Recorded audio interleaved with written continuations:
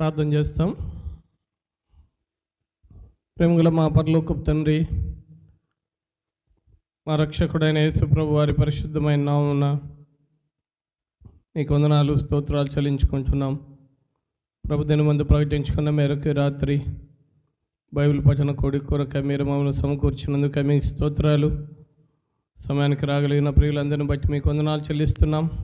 ఇంకా రావాల్సినటువంటి నీ ప్రియమైన బిడ్డలందరినీ కూడా మీరే త్వరపెట్టి మీరే సకాలంలో తీసుకొని రావాల్సిందిగా ప్రార్థిస్తున్నాం. మందిరం కారణమంతటిలో మీ పరిశుద్ధమైన రక్తమును విశ్వాసంతో ప్రోక్షించుకొనిచున్నాం. దేవా, మీరే మమ్మల్ని కడిగి పరిశుద్ధపరిచి పవిత్రపరిచి మీరే అంగీకరించవలసిందిగా ప్రార్థిస్తున్నాం. ప్రభా, ఈ రాత్రి మాకు అవసరమైన పాటలు వాక్యం మీరు మాకు అనుగ్రహించుము. మీ దాసుడు ధనభక్సింగ్ గారి యొక్క జీవితంలో నుండి అనేకమైన నూతన సంగతులు మాకు తెలియచేయబడుచుండగా మేము వాటిని విని ప్రభువా, కొంత అయినా మా జీవితాల్లో కార్యసాధకం చేయబడినట్లుగా మీరే గొప్ప కార్యం మీరే జరిగించవలసిందిగా ప్రార్థిస్తున్నాం. పరలోకపు తండ్రి, జోము కలిగిన దేవ, కరుణ కటాక్షములు కలిగిన దేవ, మారని మార్పు చెందని దేవ, మీకు వందనాలు చెల్లిస్తున్నాం. దయగల తండ్రి, ఈ రాత్రి సార్వత్రిక సంఘం అంతటిలో ప్రతి స్థలంలో పరిచయ కొరకు నిలబడుచున్న మీ దాసులైన వారిని మీరే కనికరించి బలపరిచి అభిషేకించి మీరే వాడుకొని మీరే మహిమను పొందవలసిందిగా ప్రార్థిస్తున్నాం. మీకే వందనములు చెల్లిస్తూ మీకే అప్పగించుకుంటూ మా రక్షకుడైన యేసు ప్రభు వారి పరిశుద్ధమైన నామమున స్తుతించి ప్రార్థించి వేడుచున్నాము తండ్రి. ఆమేన్.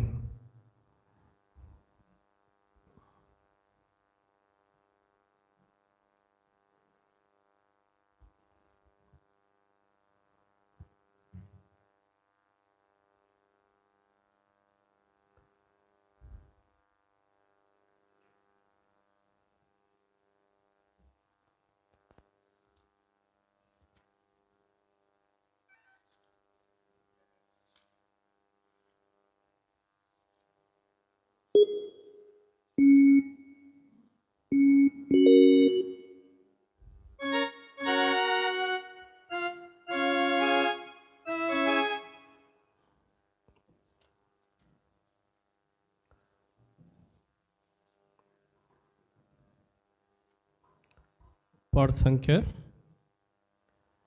169. మా ప్రభు యేసు నీవే మా సర్వం.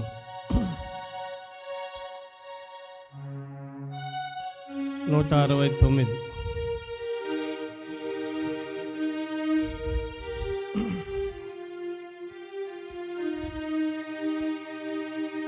మా ప్రభు యేసు నీవే మా సర్వము, మహిమాఖ్యపుడు నీతోనే స్నేహము. మా ప్రభు యేసు నీవే మా సర్వము, మహిమాఖ్యపుడు నీతోనే స్నేహము. సంతృప్తి నీ మందిరంబు నగలదు, సంతృప్తి నీ మందిరంబు నగలదు. అందానంద ప్రవాహంబు మెరసింది, అందానంద ప్రవాహంబు మెరసింది. వింతైన జీవపు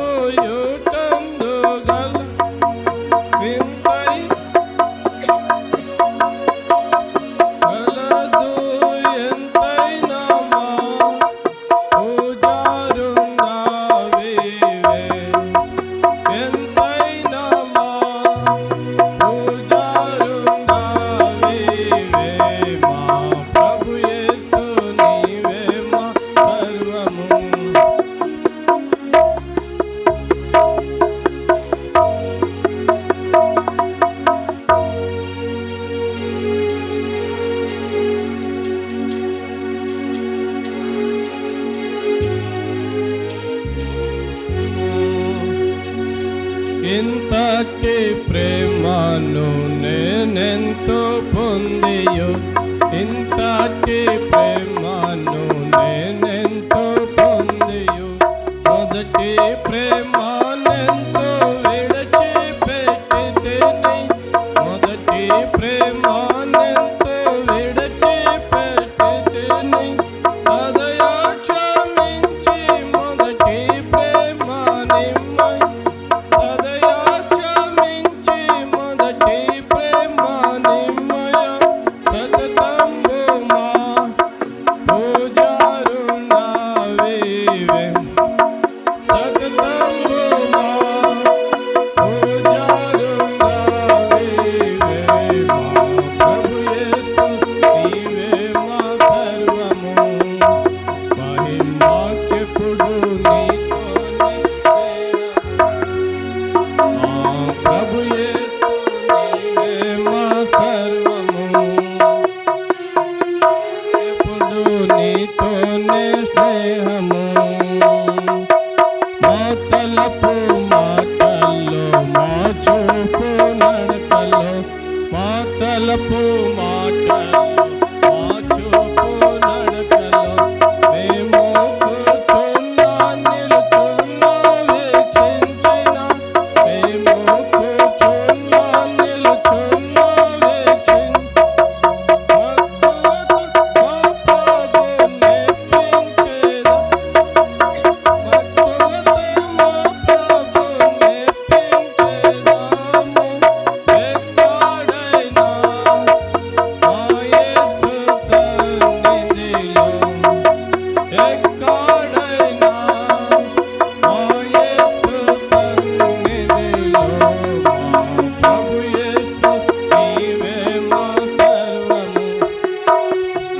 మహిమాకెప్పుడు నీతోనే స్నేహము, మా ప్రభు యేసు నీవే మా సర్వము, మహిమాకెప్పుడు నీతోనే స్నేహము,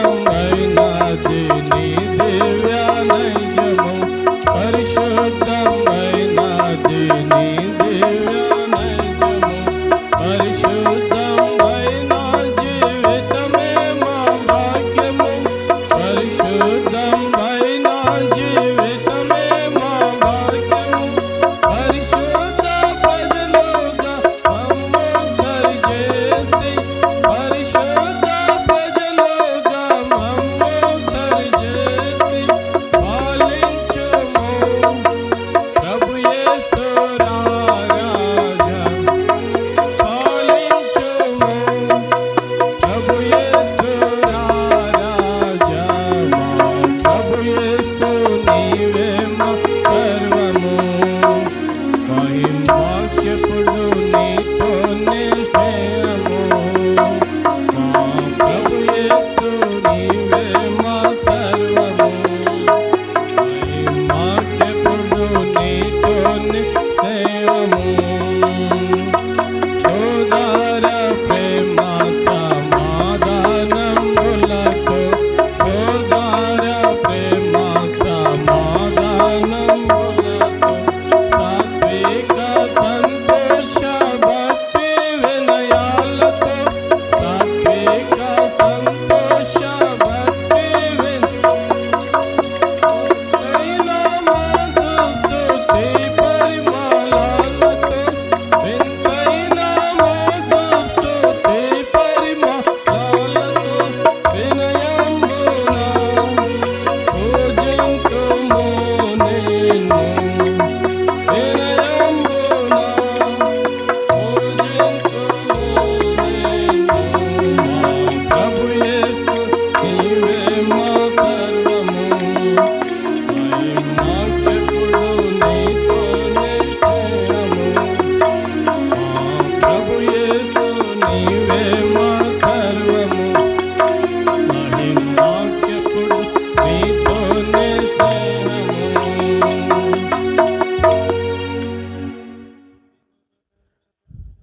పాట సంఖ్య 502, పాత పుస్తకాలు అయితే 430.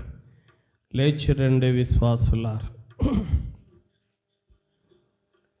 502, 430. లేచిరండి విశ్వాసులార,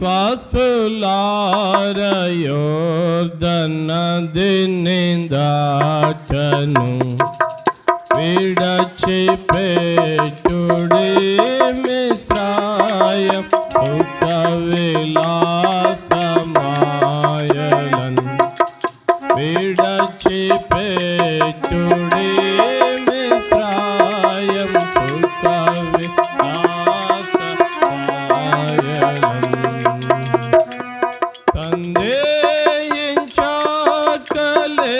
సందేహించకలేశమైన యేసుని వాగ్దానము, సందేహించకలేశమైన యేసుని వాగ్దానము, ముందంజ వేసి నిరాశ వేడి, ముందంజ వేసి నిరాశ వేడి, ప్రభుపై నమ్మికయుంచుడి,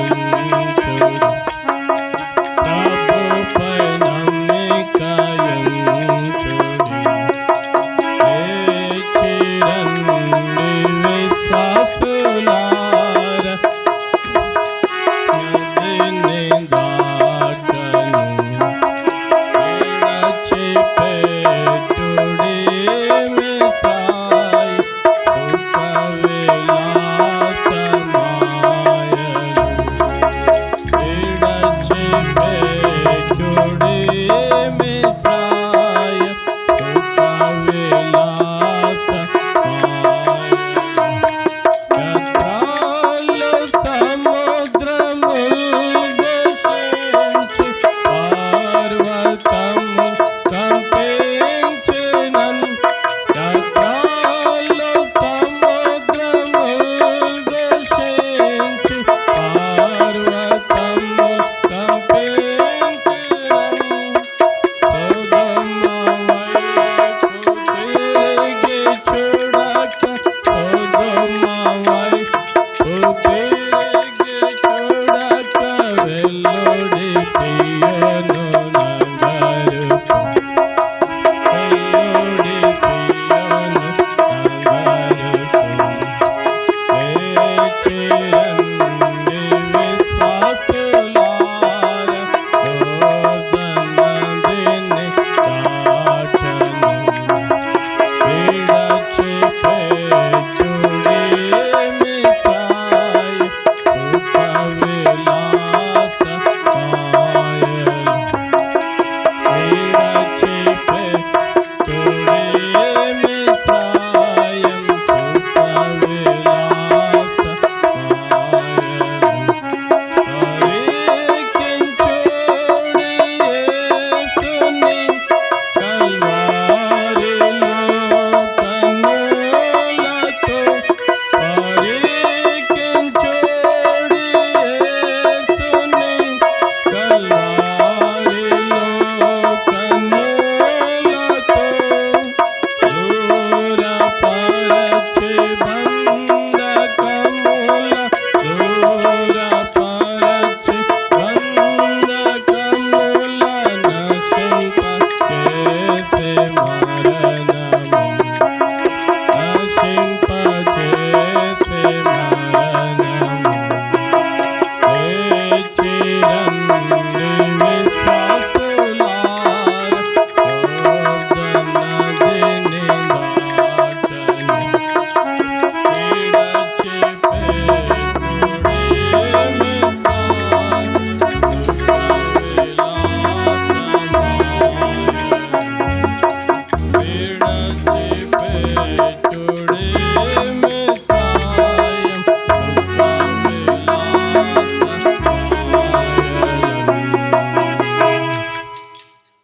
చివరిగా 544 ప్రభు యేసు నా రక్షక నొసగు కన్నులు నాకు. పాత పుస్తకాలు అయితే 457.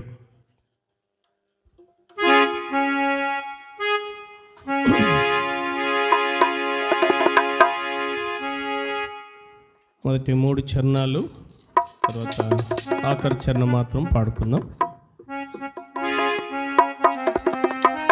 ప్రభు యేసు నా రక్షక నొసగు కన్నులు నాకు నిరతమునే నిన్ను చూడా. ప్రభు యేసు నా రక్షక నొసగు కన్నులు నాకు నిరతమునే నిన్ను చూడా. అల్ఫయు నీవే ఒమేగాయు నీవే, అల్ఫయు నీవే ఒమేగాయు నీవే. ప్రభు యేసు నా రక్షక నొసగు కన్నులు నాకు నిరతమునే నిన్ను చూడా. ప్రభు యేసు నా రక్షక నొసగు కన్నులు నాకు నిరతమునే నిన్ను చూడా. ప్రియుడైన యోహాను పద్మసులో ప్రియమైన యేసుని సారూపము. ప్రియుడైన యోహాను పద్మసులో ప్రియమైన యేసుని సారూపము. ప్రియమార చూచి బహుధన్యుడయ్యే, ప్రియ ప్రభు నిన్ను చూడనేమో. ప్రియమార చూచి బహుధన్యుడయ్యే, ప్రియ ప్రభు నిన్ను చూడనేమో. ప్రభు యేసు నా రక్షక నొసగు కన్నులు నాకు నిరతమునే నిన్ను చూడా. ప్రభు యేసు నా రక్షక నొసగు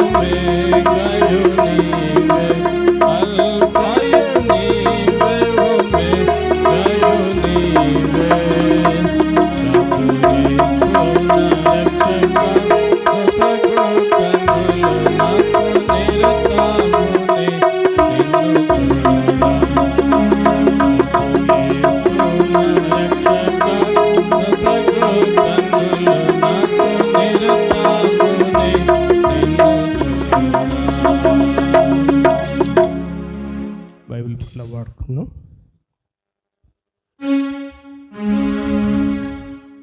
పఠింప శ్రేష్ఠ గ్రంథము బైబిల్, పఠింప శ్రేష్ఠ గ్రంథము బైబిల్, అనుదినము పఠించిన ప్రేమ తోడ నడుపును. ఓ పఠింప శ్రేష్ఠ గ్రంథము Bible, the best book to read is the Bible. The best book to read is the Bible. If you read it every day, it will help you all the way. Oh, the best book to read is the Bible.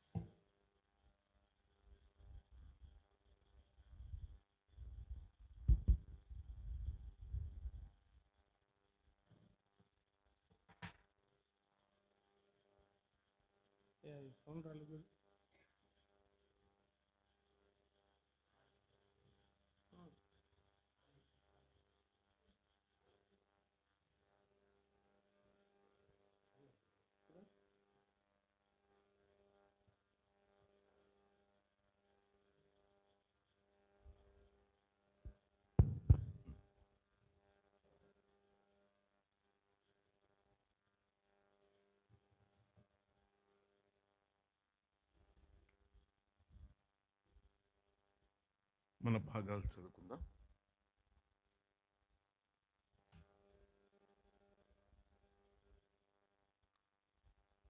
నిర్గమకాండం 34వ అధ్యాయం. నిర్గమకాండం 34వ అధ్యాయం 10వ వచనం అందరూ కలిసి చదువుకుందాం. నిర్గమకాండం 34:10. అందుకు ఆయన, ఇదిగో నేను ఒక నిబంధన చేయుచున్నాను, భూమి మీద ఎక్కడనైనను ఏ జన్మలోనైనను చేయబడని అద్భుతములు నీ ప్రజలందరూ ఎదుట చేసేదను. నీవు ఏ ప్రజల నడుమునున్నావో ఆ ప్రజలందరూ యెహోవా కార్యమును చూచెదరు. నేను నీ ఎడల చేయబోనది భయంకరమైనది. యెహోషువ గ్రంథం 24వ అధ్యాయం. అందరం కలిసి 31వ వచనం. 24:31 యెహోషువ గ్రంథం. యెహోషువ దినములన్నిటిను యెహోషువ తర్వాత ఇంకా బ్రతికి యెహోవా ఇశ్రాయేలు కొరకు చేసిన క్రియలన్నిటినీ ఎరిగిన పెద్దల దినములన్నిటిను ఇశ్రాయేలీయులు యెహోవాను సేవించుచూ వచ్చిరి. తర్వాత న్యాయాధిపతుల గ్రంథం 2వ అధ్యాయం 10, 11, 12 వచనాలు అందరం కలిసి. ఆ తరము వారందరూ తమ పితరుల యొద్దకు చేర్చబడిరి. వారి తరువాత యెహోవానైనను ఆయన ఇశ్రాయేలీయుల కొరకు చేసిన కార్యములనైనను ఎరుగని తరమొకటి పుట్టగా ఇశ్రాయేలీయులు యెహోవా కన్నుల ఎదుట కీడు చేసి ఐగుప్తు దేశంలో నుండి వారిని రప్పించిన తమ పితరుల దేవుడైన యెహోవాను విసర్జించి బయలుదేవతలను పూజించి తమ చుట్టూ నుండి జనుల దేవతలలో ఇతర దేవతలను అనుసరించి వాటికి నమస్కరించి యెహోవాకు కోపము పుట్టించిరి. యెషయా గ్రంథం 43వ అధ్యాయం. యెషయా గ్రంథము 43వ అధ్యాయం 19వ వచనం అందరం కలిసి చదువుకుందాం. ఇదిగో నేను ఒక నూతన క్రియ చేయుచున్నాను, ఇప్పుడే అది మొలచును, మీరు దాన్ని ఆలోచింపరా. నేను అరణ్యంలో త్రోవ కలుగజేయుచున్నాను, ఎడారిలో నదులు పారజేయుచున్నాను. చివరిగా అపోస్తుల కార్యములు. అపోస్తుల కార్యములు 26వ అధ్యాయం. అందరం కలిసి 19, 20 వచనాలు. అపోస్తుల కార్యములు 26, 19, 20 వచనాలు. కాబట్టి అగ్రిప్ప రాజా, ఆకాశం నుండి కలిగిన ఆ దర్శనమునకు నేను అవిధేయుడను కాక మొదట దమస్కులోని వారికిని యెరూషలేములోను యూదయ దేశమంతటను తర్వాత అన్ని జనులకును వారు మారు మనస్సు పొంది దేవుని తట్టు తిరిగి మారు మనసునకు తగిన క్రియలు చేయవలనని ప్రకటించుచుంటిని. ప్రార్థన చేసుకుందాం.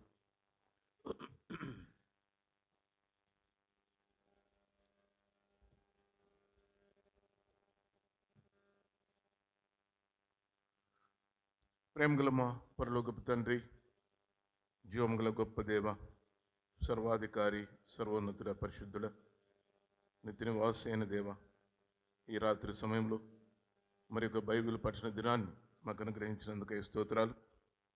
మీ దాసులు భగత్ సింగ్ గారి యొక్క జీవితము, ఆయన పరిచర్యను జ్ఞాపకం చేసుకుంటుండగా ప్రభా, మాకు కావాల్సినటువంటి కొన్ని తలంపులు, మాటలు దయచేయండి.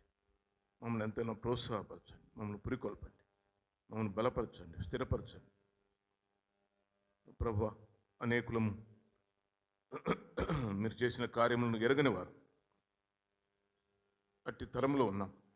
ప్రభా, మమ్మల్ని జ్ఞాపం చేసుకొని మేము మరువక మీ కార్యములు జ్ఞాపం చేసుకోవడానికి సహాయం చేయండి. మా పితరులు మరచి ఎంతో నష్టపోయారు, మేము జ్ఞాపకం ఉంచుకున్నట్టుకు ఎల్లప్పుడూ సహాయం చేయండి. మీ హస్తాలకు మనల్ని అప్పగించుకుంటున్నాం. మరి ఆవరణమంతటిపైన మీ రక్తాన్ని ప్రోక్షించుకుంటూ మా అందరి గమనము, దృష్టి మీపైన మాత్రమే ఉండినట్లు చేయమని యేసుక్రీస్తు ప్రభు నామం పేరిట స్తుతించి ప్రార్థించి వేడుకొనుచున్నాం తండ్రి. మనము సోడు భగత్ సింగ్ గారి యొక్క జీవితాన్ని గురించి, పరిచర్యను గురించి జ్ఞాపకం చేసుకుంటున్నాం. గత దినాల్లో లేక గత వారంలో మనము ఆరంభించి జ్ఞాపకం చేసుకున్నది ఏంటంటే, భగత్ సింగ్ గారి యొక్క వ్యక్తిగత జీవితం, పరిచర్య విషయంలో ఎలాగూ ఉన్నదో అని జ్ఞాపకం చేసుకున్నాం. భగత్ సింగ్ గారి యొక్క వ్యక్తిగత జీవితం ఆయన పరిచర్యకు ఎలాంటి సంబంధం కలిగి ఉందో అని జ్ఞాపకం చేసుకున్నాం. 3 విషయాలు చూసాం. మొదటిదిగా ఆయన స్వరం వినేటువంటి, భగత్ సింగ్ గారు దేవుని స్వరం వినేటువంటి వాడిగా ఉన్నాడు. దేవుని స్వరం విని అలాగున అనుసరించేవాడిగా ఉన్నాడు. రెండవదిగా fully dependent on the lord. రెండవదిగా పూర్తిగా దేవుని పైన ఆనుకోవడం అని చూస్తూ వచ్చాం. తర్వాత మూడవదిగా దేవుని వాక్యాన్ని ఆదికాండం మొదలుకొని ప్రకటన గ్రంథం వరకు ఇది దేవుని వాక్యము అని నమ్మినటువంటి వాడిగా ఉన్నాడు. ఇది దేవుని వాక్యమే అని ఎలాంటి సందేహం లేకుండా నమ్మినటువంటి వాడు. మనకు ఎన్నో సందేహాలు ఉన్నాయి కదా. కాబట్టి ఆయన యొక్క పర్సనల్, వ్యక్తిగతమైనటువంటి జీవితం ద్వారా, లేక వ్యక్తిగతమైనటువంటి ఈ సుగుణముల ద్వారా ఆయన పరిచర్య ఎలాగున ఆశీర్వదించబడుతూ వచ్చిందో అని చూసుకుందాం. ఈరోజు 4వ విషయాన్ని జ్ఞాపకం చేసుకుందాం. 4వ విషయం ఏంటంటే విశ్వాస జీవితం, లైఫ్ ఆఫ్ ఫెయిత్. ఇది చాలా భగత్ సింగ్ గారి జీవితంలో ఎక్కువ ప్రభావం చూపించేది, ఆయన యొక్క లైఫ్ ఆఫ్ ఫెయిత్. దైవజనులు ఏం చెప్తారంటే, ఆయన యొక్క విశ్వాసం ఎటువంటిదంటే లైక్ చైల్డ్ లైక్ ఫెయిత్, అంటే పిల్లల లాంటి విశ్వాసం. అంటే పిల్లలు ఎలాగైతే తల్లిదండ్రులపైన కానీ పెద్దవారిపైన కానీ ఎలాగూ నమ్మకంతో ఉంటారు, నమ్ముతారు. ఎంత నమ్ముతారు అంత నమ్మేస్తారు. మా డాడీ అంటారు, ఇంకా అంత నమ్మేస్తారు అన్నమాట. అలాగే కాబట్టి అటువంటి ఫెయిత్, అటువంటి విశ్వాసము భగత్ సింగ్ గారు కలిగి ఉన్నారు అని దైవజనులు చెప్తారు. కొన్ని విషయాలు జ్ఞాపకం చేసుకుందాం. డాక్టర్ రాబర్ట్ ఫిన్లే అనేటువంటి ఆయన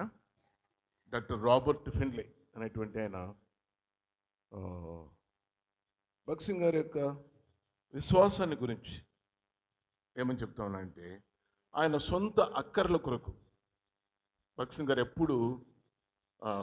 ఎల్లప్పుడూ దేవుని పైన ఆధారపడేవాడు.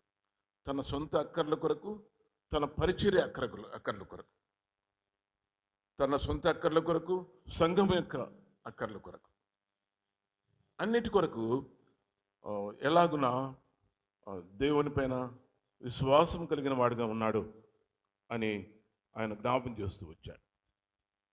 దాన్ని బట్టి భగత్ సింగ్ గారు ఎప్పుడు హీ నెవర్ అప్పీల్డ్, అంటే మేము కూడికలు పెట్టుకుంటా ఉన్నాం, మాకు సహాయం చేయండి అని ఎప్పుడు అడిగిన వాడు కాదు. నో అప్పీల్, ప్రకటించిన వాడు కాదు. మేము మందిరం కట్టుకుంటున్నాం, మాకు సహాయం చేయండి అని ఎప్పుడూ అడిగినటువంటి వాడు కాదు. అదే భగత్ సింగ్ గారి జీవితంలో ఉన్నటువంటి విశ్వాసం అంటే. అట్లా అడిగే వాళ్ళ విషయమై భగత్ సింగ్ గారు ఇష్టపడేవాడు కాదు. ఎంత గొప్ప దైవజనులైనా కొంతమంది సహాయం కొరకు అడుగుతూ ఉంటారు. అది సరైనది కాదు, అది విశ్వాసంతో కూడింది కాదు అని భగత్ సింగ్ గారి యొక్క నమ్మకం. అదే రాబర్ట్ ఫిన్లే చెప్తా ఉన్నాడు. ఆయన చెప్పాడు, చిన్న బిడ్డలాగా విశ్వాసం కలిగిన వాడు భగత్ సింగ్ గారని. అంతేకాదు, భగత్ సింగ్ గారు ఏదైనా అక్కర్ల కొరకు ఓపెన్గా ప్రార్థన చేయడం కూడా ఇష్టపడేవాడు కాదు. మనము ఒకవేళ అడగకపోయినా ప్రార్థన చేస్తాం కదా, ప్రార్థనలో మన అవసరాలన్నీ చెప్పేస్తాం, అంతే కదా. ప్రార్థనలో మనము ప్రకటించినట్లుగా ఉంటుంది. ఫలానాలకు సహాయం చేయండి, లేక నాకు సహాయం చేయండి, ఇలాగా మాకు సహాయం చేయండి, మేము మందిరం కట్టుకుంటా ఉన్నాం, లేక ఇంకా ఏదైనా చేస్తూ ఉన్నాం, మీటింగ్స్ పెట్టుకుంటా ఉన్నాం, సహాయం చేయండి. అట్లా ప్రార్థన చేసిన వాడు కూడా కాదు. దానికి ఉదాహరణగా ఆ రాబర్ట్ ఫిన్లే అనేటువంటి ఆయన చెప్పింది ఏంటంటే, పాత దినాల్లో 1944వ సంవత్సరంలో యెహోషువ ఎప్పుడు ఆరంభమైంది? చాలా రోజులు మళ్ళీ మర్చిపోయింటామేమని జ్ఞాపకం చేస్తున్నా. 41 జూలై 12. 44వ అంటే ఆయన ఆరంభించినప్పటి నుంచి కాన్వకేషన్స్ జరిగేవి, లేక ఆరంభించినప్పటి నుంచి కూడా విశ్వాసంతో పరిచయం చేస్తూ వచ్చాడు. 44వ సంవత్సరంలో ఒక దైవజనుడు ఉండేవారు. కొంతమంది ఆయన దగ్గర సేవకు సమర్పించుకున్న వారు యెహోషువలో ఉండేవాళ్ళు. పెద్ద ఆయన ఒక ఆయన కర్ణాటక నుంచి వచ్చినటువంటి ఒక దైవ సేవకుడు. ఆయన యవనస్తులైనటువంటి ట్రైనర్స్ ఉంటారు కదా, వాళ్ళ అక్కర్లు చూసి, సబ్బు లేదు, మంచి డ్రెస్సు లేదు, ఏం లేదు, అటువంటి అక్కర్లు ఉంటాయండి కదా, చాలా మినిమం నీడ్స్, అవి చాలా అవసరమైనవి. అటువంటి వారి కొరకు భగత్ సింగ్ గారికి రోజు ప్రార్థనా కూడికలో 44వ సంవత్సరంలో ప్రార్థనా కూడికలో రాసి ఇచ్చాడంట, బ్రదర్ ప్రార్థన చేయండి, ఇట్లా మన వాళ్ళకు బట్టలు లేవు, సబ్బు లేదు, సరే అన్నము కూడా లేదు, ప్రార్థన చేయండి అంటే ఆయన ప్రార్థన చేయకపోగా, ఆయన రాసి ఇచ్చింది దానికి ఆయన రెస్పాన్సే లేదు. భగత్ సింగ్ గారు ప్రార్థన చేయకపోగా మీటింగ్ అయిపోయిన తర్వాత ఆయనకు లెఫ్ట్ అండ్ రైట్ ఇచ్చారంట. అట్లా నువ్వు రాయొచ్చునా, అడగచ్చునా? తప్పు కదా, దేవుణ్ణి తక్కువ చేసి చూస్తున్నావు నువ్వు. భగత్ సింగ్ గారికి ఏంటంటే, మనం దేవుడు గొప్ప దేవుడు, ఆయన్ను తక్కువ చేసి చూస్తాం మనం. బి లిటిలింగ్ అంటే తక్కువ చేయడం దేవుణ్ణి. కాబట్టి మనము మన అక్కర్లు తెలియపరుచుకుంటాం, మన దేవుణ్ణి అడగాల. కాబట్టి ఆరంభం నుండి కూడా భగత్ సింగ్ గారు ప్రతి ఒక్క అవసరం దేవునికి మాత్రమే చెప్పేటువంటి అలవాటు, లేక అటువంటి తర్బీదు ఇస్తూ వచ్చాడు అందరికీ, సేవకులందరికీ, దేవునికే చెప్పుకునేటువంటి. అలాగా ప్రవర్తించినటువంటి సందర్భాలు ఉన్నాయని రాబర్ట్ ఫిన్లే అనేటువంటి దైవజనుడు చెప్తూ వచ్చాడు. తర్వాత మనం గమనించినట్లయితే ప్రార్థన చేయకపోగా ఆయన్ను బాగా తిట్టాడంట, ఎందుకంటే చేసినామని. తర్వాత ఇంకొక ఆయన డానియల్ స్మిత్ అనేటువంటి ఆయన,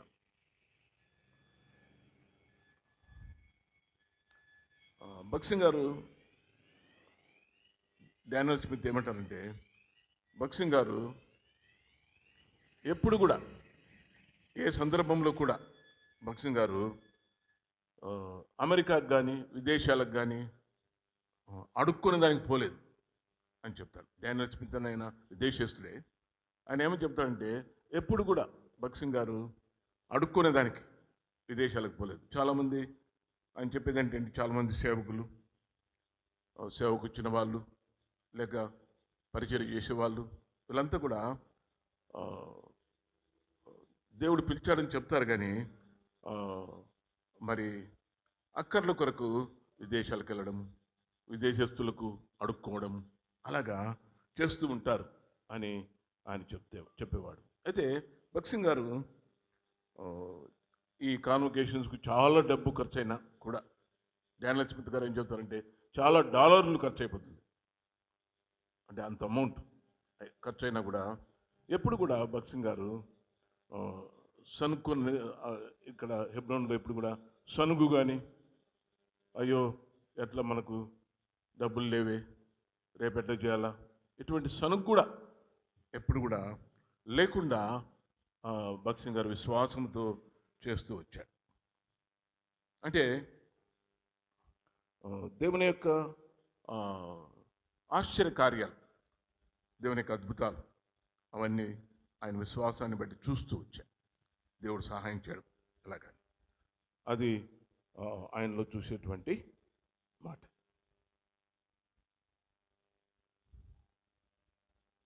ఒకసారి భక్సింగ్ గారు 59వ సంవత్సరంలో 1959 59 సంవత్సరంలో అమెరికాకి వెళ్ళినప్పుడు డాక్టర్ రాబర్ట్ బౌమాన్ ఆయన ఎవరంటే co-founder of forest broadcasting company, అంటే వాక్యాన్ని ప్రకటించేటువంటి రేడియో కార్యక్రమానికి, ప్రోగ్రామ్కి ఆయన ఫౌండర్, ఆయన కో-ఫౌండర్. ఆయనకు దగ్గరికి వెళ్ళినప్పుడు ఆయన కొరకు, ఆయన పరిచయ కొరకు ప్రార్థన చేసి భక్సింగ్ గారు తర్వాత వెళ్ళిపోయేటప్పుడు ఆయన చేతుల్లోనే ఒక గిఫ్ట్ పెట్టాడంట. ఆయన మొదట ఆయన చూసుకోలే, ఆ బౌమన్ గారు చూసుకోకుండా భక్సింగ్ గారు అలా షేక్ హ్యాండ్ ఇచ్చి గిఫ్ట్ పెట్టేసి వెళ్ళిపోయాడంట. తర్వాత ఆయన చూసుకుంటే $50 ఉంటుంది. 59వ సంవత్సరంలో $50 అంటే చాలా గొప్ప మొత్తమే కదా, 1959లో. ఆయన ఆశ్చర్యపోయాడంట. చాలామంది ఆయా దేశస్తులు, లేక ప్రత్యేకంగా ముఖ్యంగా ఇండియా దేశం నుండి వచ్చే వాళ్ళు, సేవకులు మా నుండి ఏదన్నా ఎక్స్పెక్ట్ చేస్తారు, అంటే మేము సహాయం చేయాలని కోరుతారు, ఆశిస్తారు. అయితే ఈయన మాకే గిఫ్ట్ ఇచ్చేవాడుగా ఉన్నాడు. అంటే ఆ విధంగా దేవుణ్ణి ఆయన భక్సింగ్ గారు రుజువుపరుస్తూ వచ్చాడు.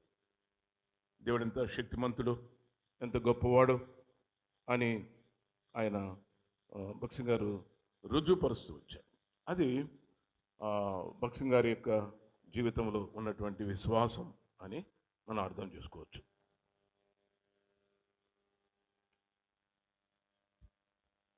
తర్వాత మనం ఇంకొక దైవజనుడు నార్మన్ గ్రబ్. ఎవరు? నార్మన్ గ్రబ్ ఆయన పేరు. ఆయన international secretary of the world wide evangelisation crusade. ఆయన ఏమని చెప్తున్నా అంటే, భక్సింగ్ గారి విషయంలో, ఈ కాన్వకేషన్స్, పరిశుద్ధ సమాజ గుడికలు హైదరాబాద్లో జరిగేటువంటి పరిస్థితుల్లో మరి ఎంతోమంది, కొన్ని వేల మంది అక్కడ వస్తుంటారు. కొన్ని వేల మంది వచ్చి వారికి భోజనాలు పెడతారు, ఇంకా అనేకమైనటువంటి సదుపాయాలు చేస్తారు. ఇవన్నీ చేసేదానికి ఎంతో ఖర్చు అవుతుంది అని చెప్పాడు నార్మన్ గ్రబ్ అనేటువంటి ఆయన. ఖర్చు అవుతుంది, కానీ ఖర్చు అయినప్పటికీ ప్రభు పైన ఆధారపడి భక్సింగ్ గారు నో అప్పీల్, అంటే ఎప్పుడు కూడా అడగడు, అప్పీల్ చేయడు, అంటే సహాయం చేయండి. ఈవెన్ కాన్వకేషన్స్ టైంలో కూడా ఆ దినాల్లో డబ్బు చాలా డబ్బు దొరకడమే కష్టమైనటువంటి దినాలు అవి, ఇప్పుడులా కాదు. అయినప్పటికీ దేవుడు సహాయం చేసేవాడు అనమాట. అలాగూ భక్సింగ్ గారు విశ్వాసంతో దేవుని పైన ఆధారపడినప్పుడు దేవుడు రుజువుపరుస్తూ వచ్చాడు. అదే వెనక లైఫ్ ఆఫ్ ఫెయిత్. ఇంకా మనం కొన్ని విషయాలు జ్ఞాపకం చేసుకున్నట్టయితే, భక్సింగ్ గారు తన వ్యక్తిగత జీవితంలో లేక ఒంటరి జీవితంలో, రహస్య జీవితంలో ఆయన ప్రార్థన చేస్తూ ఉన్నప్పుడు, పలానా ఎక్కడ ఉందనుకోండి, కొంత అమౌంట్ కావాలా ఒక కార్యక్రమం కొరకు లేక ఒక ఏదైనా కొనేదాని కొరకు, అప్పుడు భక్సింగ్ గారు ప్రార్థన చేసేవాడు. చేస్తూ ఉన్నప్పుడు దేవుడు విశ్వాసులను ప్రేరేపించేవాడు. అది భక్సింగ్ గారి విశ్వాసం.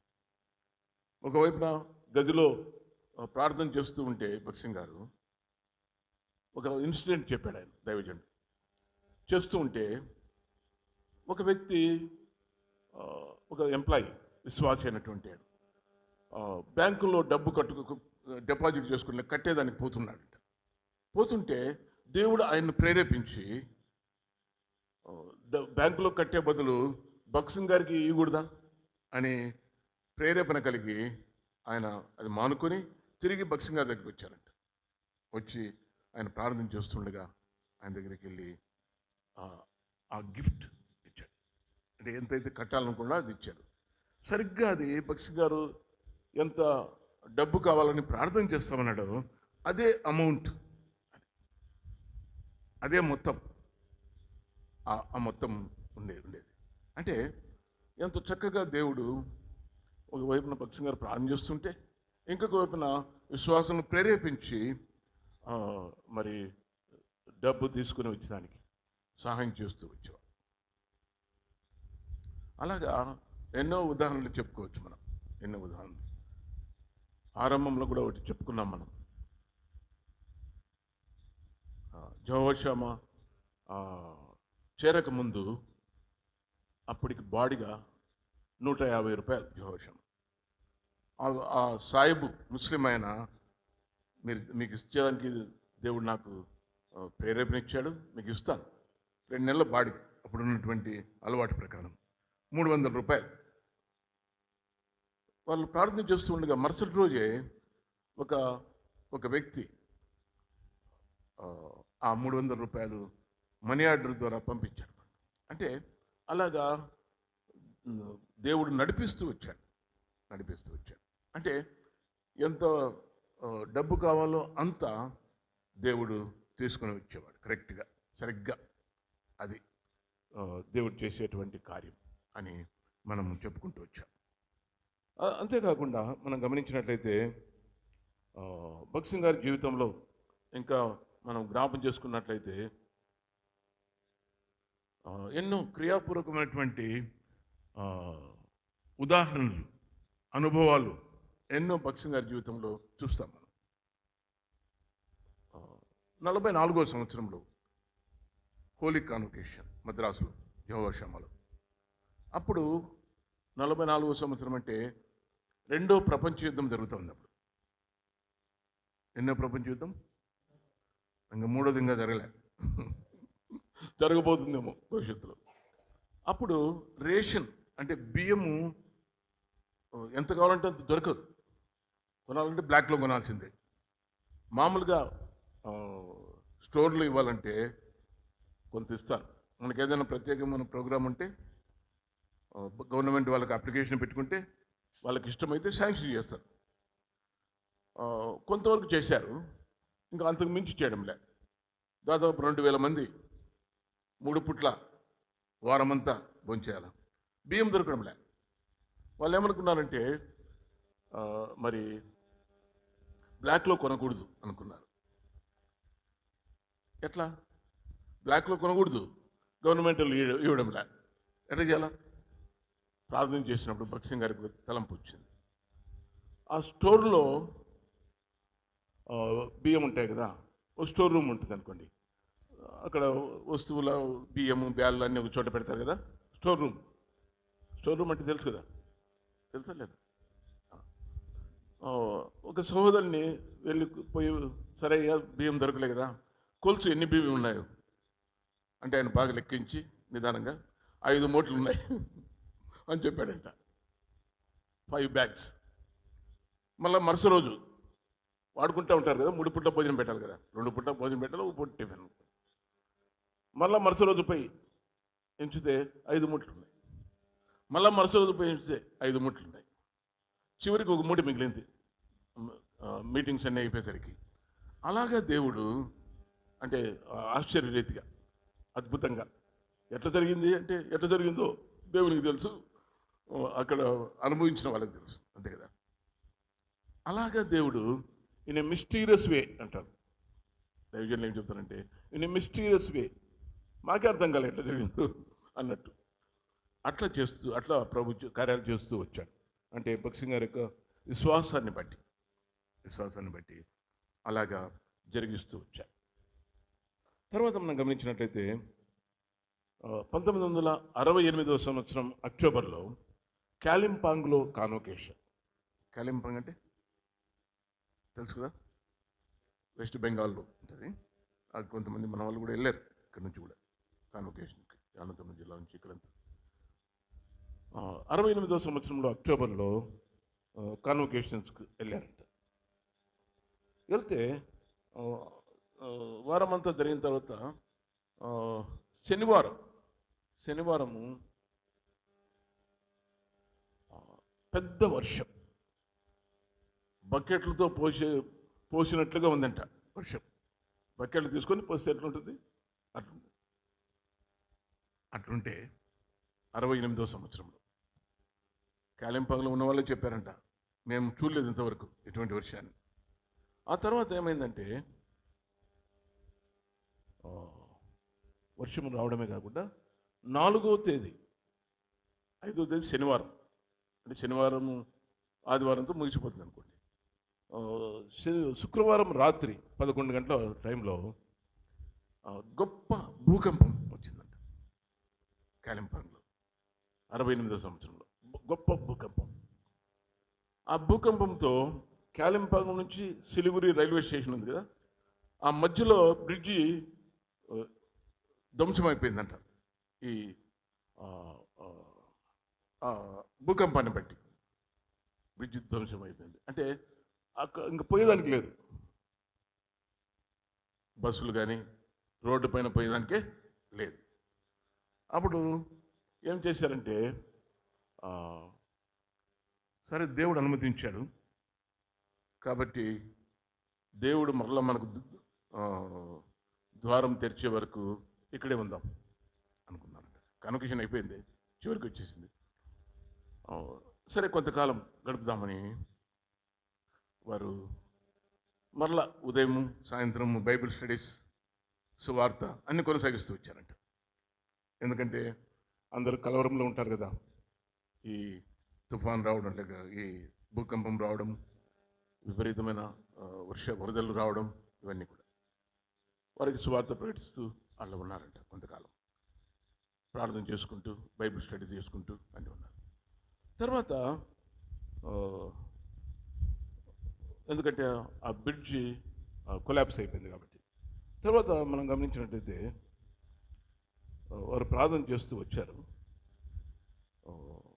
దేవుని మార్గాలు అవి అగమ్య గోచరములు అన్నట్టుగా ఉంటాయి కాబట్టి మనము కనిపెడదాం అని చూసుకుంటూ వచ్చారు.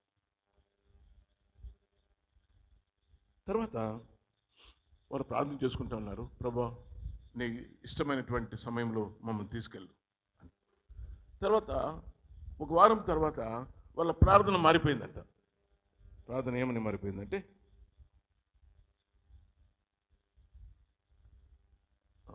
అంతవరకు ఏం చేసినారు ప్రార్థన,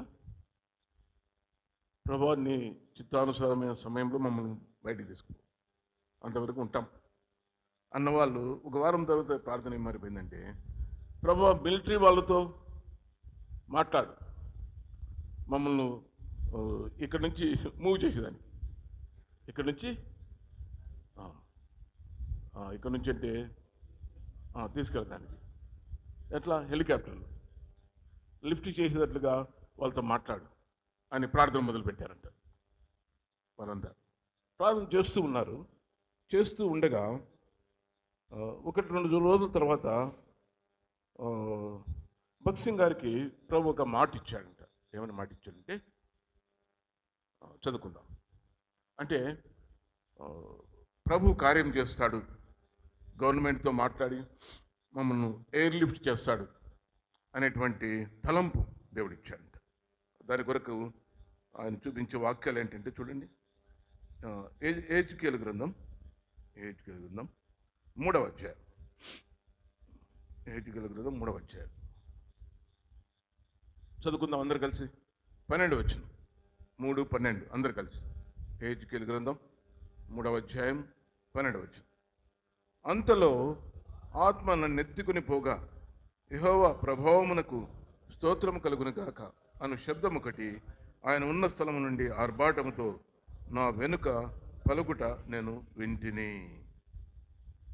ఆత్మ నన్ను ఎత్తుకుని పోగా, అది ఒక మాట. ఇంకొక మాట ఏజ్కేలు గ్రంథంలోనే 8వ అధ్యాయం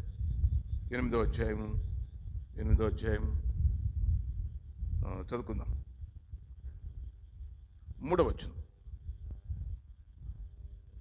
మరియు చెయ్యి వంటిది ఒకటి ఆయన చాపి నా తల వెంట్రుకలు పట్టుకొనగా ఆత్మ భూమ్యాకాశముల మధ్యకు నన్నెత్తి నేను దేవుని దర్శనమును చూచుండగా యెరూషలేమునకు ఉత్తరం వైపునున్న ఆవరణ ద్వారము దగ్గర రోషం పుట్టించు విగ్రహ స్థానంలో నన్ను దించెను.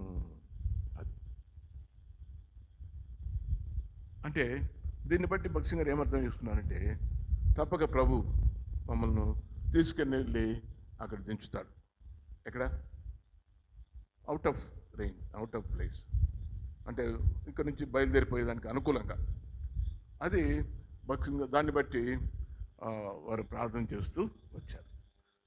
అట్లా చేస్తూ ఉండగా ఒకసారి ఏమైందంటే, ఇంకో మాట కూడా ఏజ్కేలు గ్రంథం 12వ అధ్యాయం చదువుకుందాం. 3వ వచనం. ఏజ్కేలు గ్రంథం 12:3. నరపుత్రుడా, దేశాంతరం పోవానికి తగిన సామగ్రి మూట కట్టుకొని పగటి వేళ వారు చూచుండగా నీవు ప్రయాణమై నీవున్న స్థలమును విడిచి వారు చూచుండగా మరొక స్థలమునకు పొమ్ము. వారు తిరుగుబాటు చేయవారు, ఆయనను దీన్ని చూచి విచారించుకుందురేమో. 4వ వచనం కూడా. దేశాంతరం పోవాడు తన సామగ్రి తీసుకున్నట్లు వారు చూచుండగా నీ సామగ్రిని పగటి యందు బయటకు తీసుకుని వచ్చి వారు చూచుండగా అస్తమానమున ప్రయాణమై పరదేశమునకు పోయే వారి వలె నీవు బయలుదేరవలను. ఈ మాటను బట్టి వారు ఆ 2 మాటలను బట్టి ప్రభు తీసుకెళ్తాడని ప్రార్థిస్తూ వచ్చారు. అంటే ప్రార్థన మారిపోయింది. తర్వాత ఈ మాటను బట్టి 12వ అధ్యాయంలో వారు సామాన్లన్నీ రెడీ చేసుకుంటున్నారు విశ్వాసముతో. అంటే తెలియదు ఇంకా, అది మాటను బట్టి బై ఫెయిత్, విశ్వాసంతో వారి సూట్ కేసులు, బ్యాగులు అన్నీ రెడీ చేసుకుంటున్నారు. ఇంకొచ్చేస్తారు, తీసుకుపోతారని. అది అట్లా జరిగినప్పుడు ఏమైందంటే, ద వెరీ నెక్స్ట్ డే, అంటే వెంటనే మరుసటి రోజే సగం మందిని ఎయిర్ లిఫ్ట్ చేశారంట హెలికాప్టర్లో. అంటే చూడండి ఎలాగ ప్రభు నడిపిస్తాడు, అంటే విశ్వాసాన్ని బట్టి. కాబట్టి విశ్వాసాన్ని బట్టి ఏం ఆధారం కనబడకపోయినా వాళ్ళు అన్నీ సిద్ధపరచుకున్నారు, రెడీ టు డిపార్ట్. కాబట్టి అలాగా భగత్ సింగ్ గారు విశ్వాసంతో ఉండేవారు. అంత మటుకే కాదు, ఇక్కడ విశ్వాసాన్ని గురించి ఇంకొక తలంపు చెప్పాడు. ఇక్కడ అక్టోబర్ 14వ తారీఖు,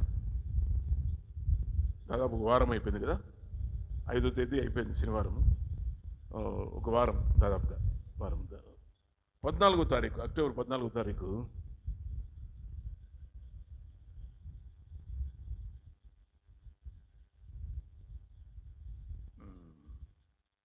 మిగిలినటువంటి వారు సగం మంది మరుసటి రోజు వెళ్ళిపోయారు.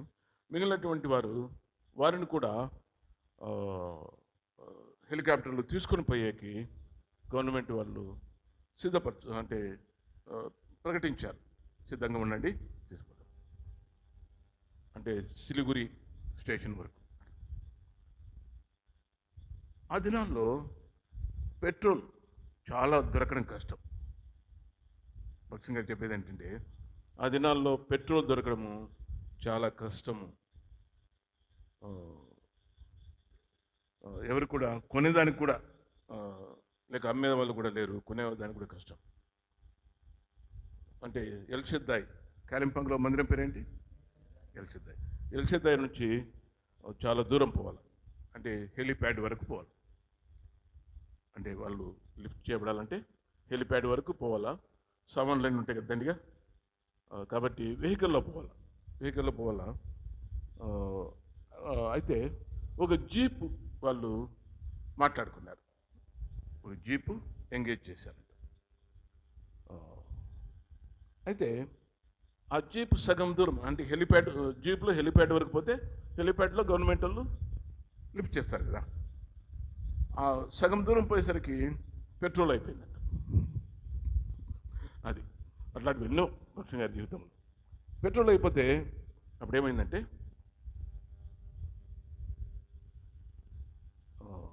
Humanly speaking it now looked impossible to reach helipad. అయితే భక్సింగ్ గారు అంటే మామూలుగా మానవరీత్యా మాట్లాడితే హెలిప్యాడ్ వరకు పోవడం కష్టం, సాధ్యం కాదు. అయితే భక్సింగ్ గారు ప్రార్థన చేస్తూ ఉండగా ఏదైతే వాగ్దానం ఇచ్చాడో భక్సింగ్ గారికి, యెహెజ్కేలు గ్రంథం 12వ అధ్యాయం ప్రకారంగా వాగ్దానం ఇచ్చాడు కదా, ఒక దాన్ని బట్టి నమ్మకంతో విశ్వాసంతో ఉన్నారు వాళ్ళు. ఒక విశ్వాసి ఆయన భార్య అక్కడ దగ్గరే, అంటే ఎక్కడైతే ఆగిపోయారో దగ్గరనే ఉంటారట. ఒక విశ్వాసి ఆయన భార్య. వాళ్ళు ఏం చేశారంటే, వాళ్ళు ముందుకు వచ్చారు సహాయం చేద్దామని. ముందుకు వస్తే అప్పుడేమైందంటే, వాళ్ళ జీపులో సహాయం చేయాలని. అయితే ఆ జీపులో కూడా కొంచెం ఉందంట పెట్రోల్. ఆ జీపులో కూడా ఏమి దండిగా ట్యాంకు నిండా ఉంటే ధైర్యం అనుకోండి, కొంచెమే ఉంటే ఏమైందంటే, అయితే విశ్వాసంతో ఆయన కూడా 4-5 ట్రిప్పులు తోలాడంట. ఎందుకంటే జీప్లో ఎంతమంది పడతారు, సామాన్లు దండిగా ఉంటాయి కదా. కాలింపాంగ్ కన్వకేషన్ పోయే వాళ్ళకు తెలిసి ఉంటుంది, బెడ్డింగ్స్, ఈ బ్లాంకెట్స్ ఇవే సరిపోతాయి. కాబట్టి 4-5 సార్లు తిరిగాడంట. అంటే ఆ పార్టీ మిగిలినటువంటి వారందరినీ కూడా తీసుకుని పోయేదానికి హెలిప్యాడ్ వరకు. తర్వాత ఏమైందంటే, ప్రతిసారి ఆయన పెట్రోల్ ఎంత ఉందో చూసుకుంటూ ఉండేవాడంట. పుల్లబెట్టి ఎంత ఉంది పెట్రోల్ అంటే, ఎన్నిసార్లు తిరిగినా అది అట్లే ఉంటుందంట. అది భక్సింగ్ గారికి విశ్వాసం అంటే. అట్లా వారు అక్కడి నుంచి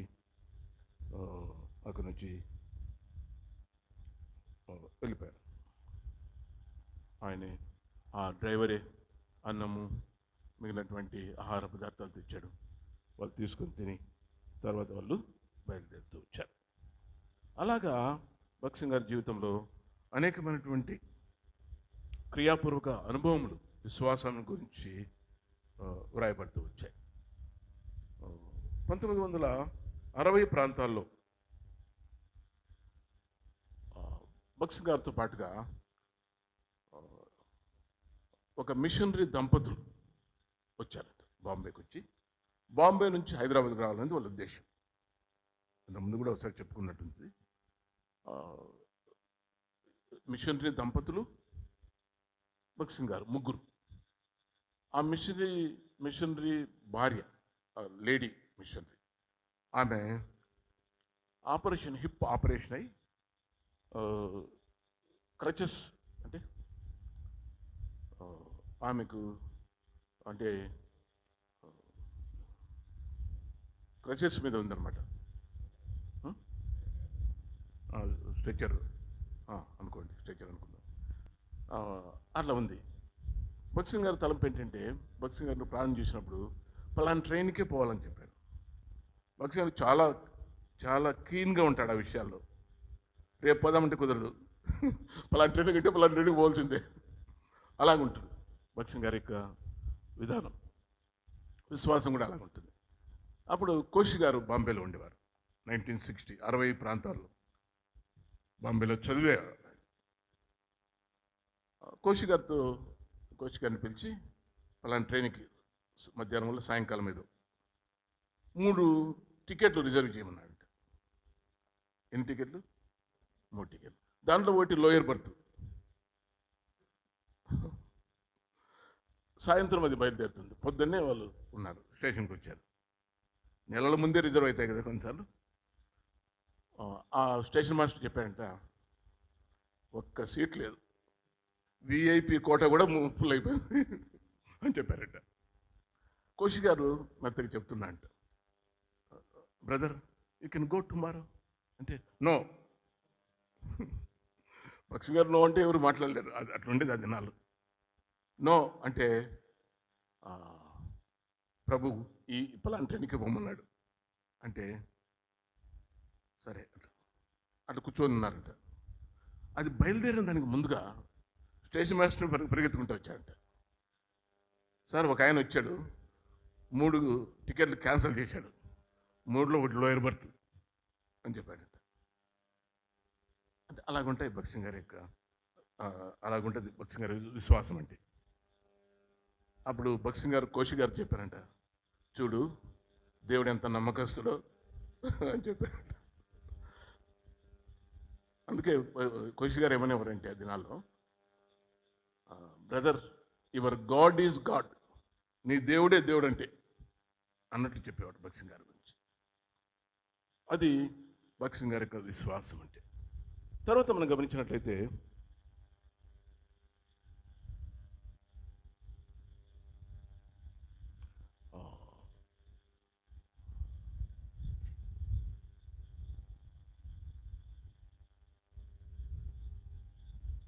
అలాగే వారు బాంబే నుండి హైదరాబాద్కు వచ్చేసారు. అది ఆయనకు విశ్వాసం. అలాగే ఎన్నో విషయాలు మనం చెప్పుకోవచ్చు. లైఫ్ ఆఫ్ ఫెయిత్ అండి భక్సింగ్ గారి యొక్క జీవితంలో, లైఫ్ ఆఫ్ ఫెయిత్. ఇంకొకటి చెప్పుకుని ముందుకెళ్దాం. ఒకసారి బాంబేలో కోషి గారు చదువుకునే దినాల్లో భక్సింగ్ గారు దక్షిణాఫ్రికా నుండి బాంబేకి వచ్చారంట. బాంబేకి వచ్చి అదేదో ప్రత్యేకమైనటువంటి దినం బాంబేలో. ట్రాఫిక్ అంటే వెహికల్స్ సరిగ్గా దొరికేటువంటి దినం కాదు అది. కోషి గారితో ఉండేవారు. బాంబేకి వచ్చినప్పుడు కోషి గారితో కలిసేవాడు. దక్షిణాఫ్రికా నుంచి వచ్చిన తర్వాత Kosi we have to visit one family అన్నాడు. బాంబేలో ఒక కుటుంబాన్ని మనం దర్శించాలా అంటే, దర్శించాలి కాబట్టి ఒక ట్యాక్సీ మాట్లాడని చెప్పాడు. భక్సింగ్ గారు ప్రార్థనలో ఉన్నాడు, సనుక్కుంటూనే పోయాడు. ఆ దినం దొరకడం కష్టం అనమాట, ఏదో పర్టికులర్ డే అది. ఏదో అప్పుడు సనుక్కుంటూనే పోయాడంట. ఈయనకేం బాంబే కథ తెలియదు ఈయనకి. ఈ దినం అసలు దొరికేది సాధ్యం కాదు, అది అసాధ్యమని అనుకుంటూ పోయి ఏం దొరకలే. వచ్చేసి బ్రదర్ నో ట్యాక్సీ. కొంచెం ప్రార్థన ముగించి భక్సింగ్ గారు లేచి అట్లా వరండాలోకి వచ్చాడు. ఇంటి బయటికి, రూమ్ బయటకు వచ్చేసరికి ఒక ట్యాక్సీ వచ్చి ఆగిందంట. ఆగితే అందులో ఉండే వాళ్ళు దిగారంట, వీళ్ళు ఎక్కారంట, వెళ్ళిపోయారు అని కోషి గారు బలి చెప్పేవారు దాని గురించి. అప్పుడు డోర్ వేస్తూ కోషి గారు చెప్పారంట, brother your God is God, నీ దేవుడే దేవుడు అంటే. అది కోషి గారు చెప్పారు. అట్లా ఎన్నో విషయాలు మనం చెప్పుకోవచ్చు. చాలాసార్లు ముందు కూడా చెప్పుకున్నాం మనం. ఎలాగైనా డబ్బు లేకున్నా కూడా టికెట్ కౌంటర్ దొరికిపోయాడు చెప్పుకున్నాం. అలాగా చాలా విషయాలు చెప్పుకోవచ్చు. సరే, అది ద లైఫ్ ఆఫ్ ఫెయిత్ భక్సింగ్ గారి యొక్క జీవితంలో. తర్వాత ఇంకొక అంశం ఏంటంటే లైఫ్ ఆఫ్ ప్రేయర్. భక్సింగ్ గారి జీవితంలో ప్రార్థనా జీవితం ఎటువంటిదో అని జ్ఞాపం చేసుకుందాం. అంటే ఆయన ప్రార్థనా జీవితాన్ని బట్టి ఆయన పరిచర్య ఫలిస్తూ వచ్చింది. మనము కొన్ని విషయాలు జ్ఞాపం చేసుకుంటే క్లుప్తంగా, మన గంటల కొలది భక్సింగ్ గారు ప్రార్థనలు గడిపేవాడు. అనేక మంది దైవజనులు ఇచ్చే సాక్ష్యం ఇది.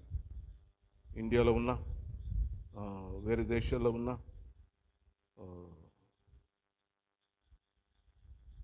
అంతేకాకుండా ఏదైనా ఒక స్థలానికి పరిచయకు పోవాలన్నా నెలల కొద్దీ ఆయన ప్రార్థన చేసేవాడు. మంత్స్ టుగెదర్ చేసి అలాగ ముందుకెళ్ళేవాడు పరిచర్యలు. అంటే ప్రార్థన భూమి లేక ప్రార్థన గ్రౌండ్ ఆయన ఉండేవాడు.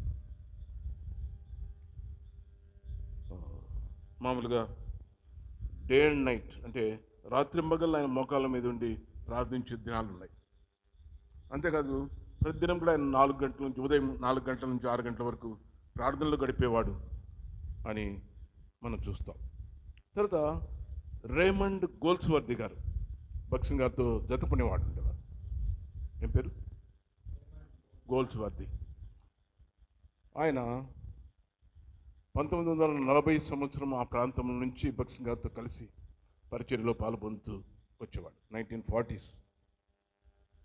భక్సింగ్ గారి గురించి ఆయన చెప్పేది ఏంటంటే, ఆయన మొట్టమొదటిసారిగా 39వ సంవత్సరంలో 1939 సంవత్సరంలో ఆయన భక్సింగ్ ఆయన కలిశారంట. కలిసి భోజనం చేసేవాడు, కలిసి ఉండేవారు, కలిసి ప్రయాణాలు చేసేవారు. ఇలాగా ఆయనతో కలిసి చేసేవాడు. అంటే ప్రార్థన విషయంలో లేక ప్రార్థన జీవితం విషయంలో భక్సింగ్ గారు ఎంతో మనకు మాదిరికరంగా ఉండేవారు అని గోల్స్వర్ది గారు చెప్పేవారు. తర్వాత ఇంకొక ఆయన డెన్నిస్ క్లార్క్ అనేటువంటి బ్రిటిష్ మిషనరీ. ఆయన కూడా 40 సంవత్సరం ప్రాంతం నుంచి ఇండియా, పాకిస్తాన్ ప్రాంతాల్లో ఆయన సేవ చేస్తూ వచ్చాడు. Dennis Clark. అంటే భక్సింగ్ గారికి ప్రార్థన చాలా బలమైందిగా, అంటే అర్త్ షేకింగ్ అని చెప్తాడు ఆయన.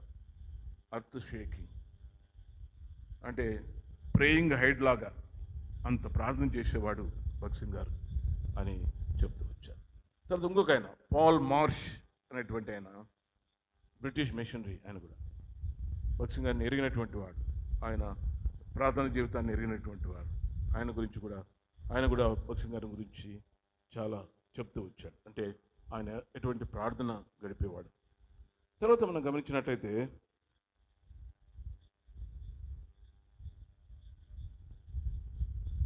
ఒకసారి ఈ 1950 సంవత్సరంలో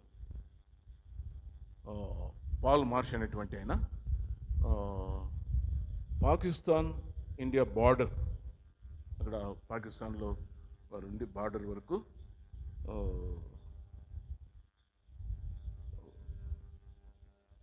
ఆయన కలవమన్నారంట.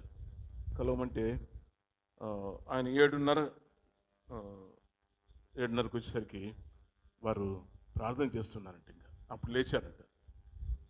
అప్పుడు ఆయన పోయి క్షమాపణ చెప్తున్నారంట. ఎందుకంటే బ్రదర్ నేను లేట్ వచ్చానా అంటే, నో ఇప్పుడే మీటింగ్ అయిపోయింది అన్నట్టు.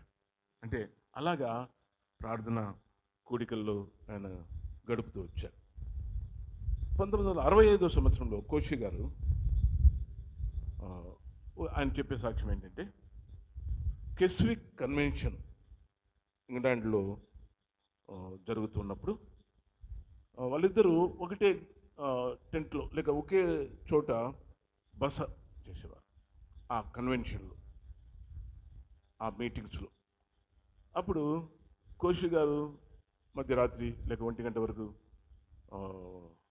ప్రార్థన చేసుకుని పడుకునేవాడు. పడుకుంటే భక్సింగ్ గారు ఇంకా ప్రార్థనలో ఉండేవారంట. ఆయన తెల్లవారుజామున 4 గంటలకు లేచి చూస్తే ఇంకా ప్రార్థనలో ఉండేవాడు. అలాగా భక్సింగ్ గారి యొక్క ప్రార్థనా జీవితాన్ని గురించి ఆయన 4 గంటలకు 5 గంటలకు చూసినప్పుడంతా ఆయన ప్రార్థనలోనే ఉండేవాడు. అప్పుడు చాలా ఆశ్చర్యపోయాడు కోషి గారు. ఆశ్చర్యపోయి, ఎలాగ మీకు ఇటువంటి శక్తి వచ్చింది, ఎలాగ మీరు ఆ మోకాళ్ళ పైన ఉండగలుగుతాను అని ఆయన ఆశ్చర్యంతో అడుగుతూ వచ్చాడు. అంటే కొన్ని గంటలే విశ్రాంతి ఉన్నప్పటికీ కూడా విశ్రాంతి కూడా మోకాళ్ళపైనే. అలాగా భగత్ సింగ్ గారు ప్రార్థన జీవితం ఆ, బట్టి ఆయన బలము, శక్తి ఆత్మీయంగా పొందుతూ వచ్చారు. ఆ, అది ఆయన చెప్పినటువంటి విషయం. తర్వాత డానియల్ స్మిత్ అనేటువంటి ఆయన కెనడియన్ మిషనరీ. ఆయన చైనాలో మిషనరీగా ఉన్నాడు. భగత్ సింగ్ గారి గురించి ఒక బుక్ కూడా రాశారు, a prophet of India for Bhagat Singh. ఆయన కూడా భగత్ సింగ్ గారి గురించి ఎలాగైనా గంటల కొద్దీ అంటే గంటల కొద్దీ ప్రార్థనలో ఉండేవాడు. తర్వాత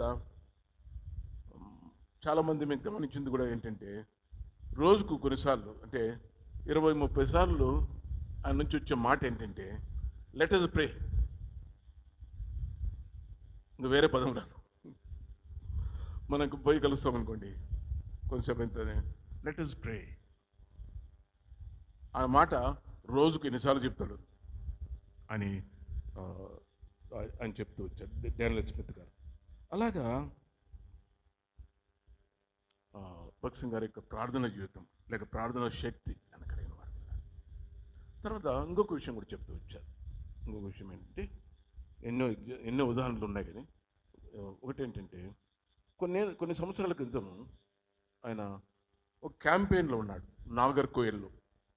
ఎక్కడ? నాగర్కోయిల్.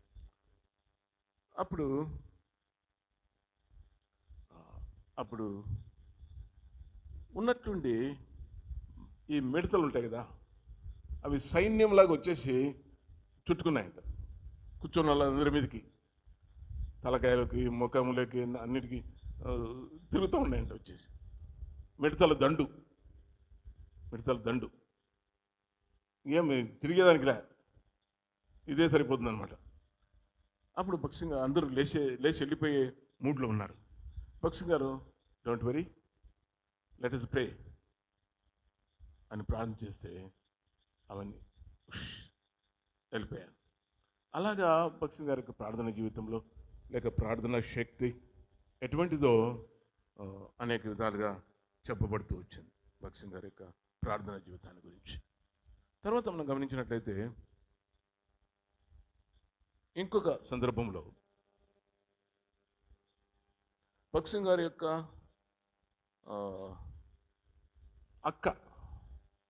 అక్క వాళ్ళ కుమార్తె వివాహం ఢిల్లీలో జరిగిన దానికంటే ముందుగా, అంటే ఆ పాప వాళ్ళ నాన్న ఎవరంటే మెజిస్ట్రేట్ అనమాట.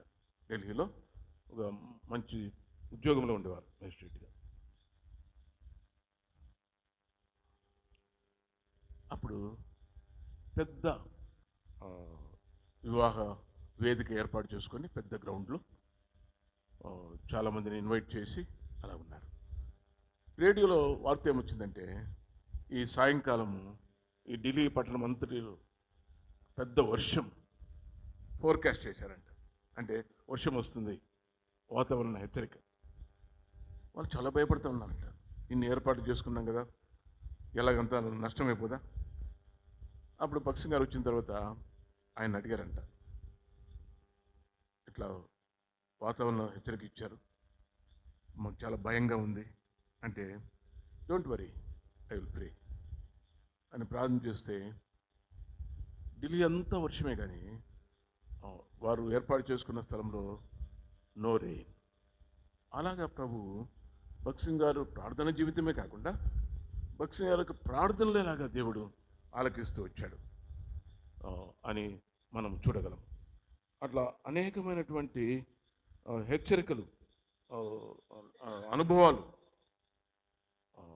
ప్రార్థన జీవితాన్ని గురించి మనం చూడగలం, అంటే భగత్ సింగ్ గారి జీవితంలో. తర్వాత మిస్టర్ అర్నెస్ట్ వెర్బోన్ ఆఫ్ ఫ్రాన్స్కు చెందినటువంటి అర్నెస్ట్ వెర్బోన్, ఆయన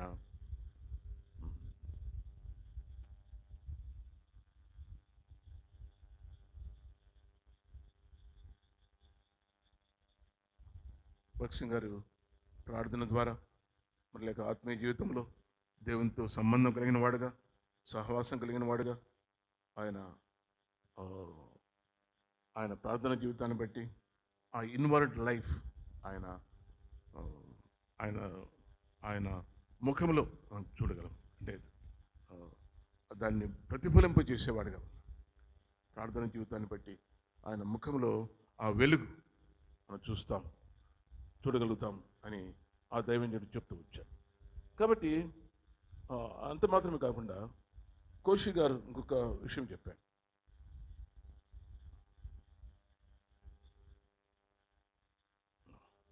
74వ సంవత్సరంలో మద్రాసులో కాన్వకేషన్లో ఉండగా ఎలాగా